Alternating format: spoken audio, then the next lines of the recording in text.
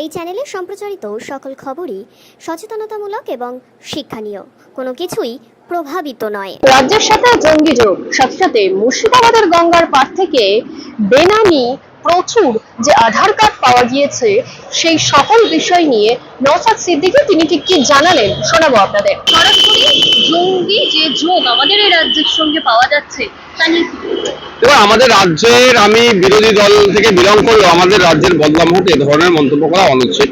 দেখুন, যে জঙ্গি যোগ অভিযোগে যাকে গ্রেফতার করেছে আমাদের রাজ্য পুলিশের কিন্তু সহযোগিতা নেই করেছে, এটা মানতে হবে। তাহলে আমাদের রাজ্যের এই ধরনের বাজে ইন্টেনশন না। এবার প্রশ্ন হচ্ছে এই যেগুলো আমাদের রাজ্যে আসছে কিভাবে, এখানে অবশ্যই রাজ্য সরকারের ব্যর্থতা আছে। যে শাসকের কাজ হচ্ছে নিরাপত্তা দেওয়া, রাজ্যের মধ্যে ইন্টারনাল যে সিকিউরিটি যেগুলো আছে সেগুলোকে ইনশিওর করার দায়িত্ব হচ্ছে রাজ্য প্রশাসনের, কিন্তু আইবিএসবি যারা আছেন, ডিআইবি তাদের। কিন্তু দুর্ভাগ্যের বিষয়, এদেরকে দিয়ে বিরোধী কণ্ঠ রোধ করার জন্য বেশি ব্যবহার করা হচ্ছে। নওশাদ সিদ্দিকী কোটা মিটিং মিছিল করছে, তার দলের নেতা যারা আছে তাদের নামে মিথ্যা কেস দিতে হবে, হ্যান করতে হবে, লিস্ট বানাবে, এই কাজে এদেরকে নিয়োজিত করেছে। ফলে এগুলো দেরি হচ্ছে করতে। এবং আর একটা কথা হচ্ছে, ইন্ডিয়া বাংলাদেশের মধ্যে প্রায় 2200 কিলোমিটার বর্ডার আছে ওয়েস্ট বেঙ্গলে। এখানে কোনো সেই অর্থে হেভি অংশ এখনো কাঁটাতারের বেড়া নাই। রাজ্য কেন্দ্রের দিকে যাই ঠালে, কেন্দ্র রাজ্যের দিকে যাই ঠালে। এটা বন্ধ হওয়া দরকার, দ্রুত এই বর্ডারটা কাঁটাতার দিয়ে ঘেরা হোক, সিকিউর করা হোক। ফলে আমাদের অনুপ্রবেশ থেকে শুরু করে অবৈধ প্রবেশ, যেটাই বলবেন না কেন, যে এই জঙ্গি চলে আসছে, হ্যান ত্যান যেগুলো আছে, সেগুলো থেকে অনেকটা আমরা পরিত্রাণ পেতে পারি। ডোরিনা ক্রসিং এ ডাক্তারেরা আবার আন্দোলনে বসেছে, তো এখনো পর্যন্ত বিচার হয়।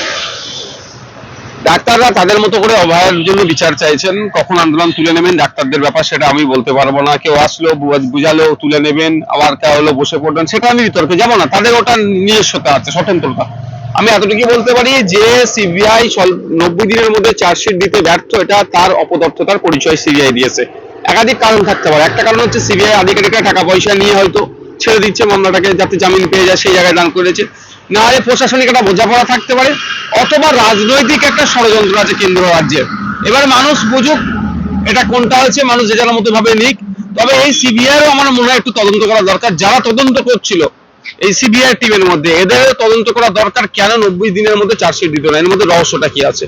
আমরা দেখেছি যে মুর্শিদাবাদের গঙ্গার ধার থেকে একাধিক আধার কার্ড পাওয়া গিয়েছে। যখন এ রাজ্যে মানুষের আধার কার্ডের জন্য বিভিন্ন অফিসে ছুটতে হয়, সেই জায়গায় দাঁড়িয়ে গঙ্গার ধার থেকে এত আধার কার্ড কিভাবে পাওয়া যায়?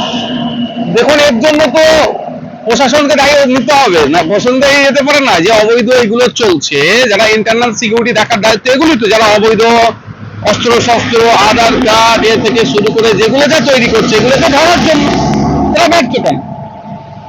এদের কাজ, এরা ডিউটি ঠিকঠাক পালন হচ্ছে না। এবং সাথে সাথে এদের ম্যান পাওয়ার অনেক কমে গিয়েছে।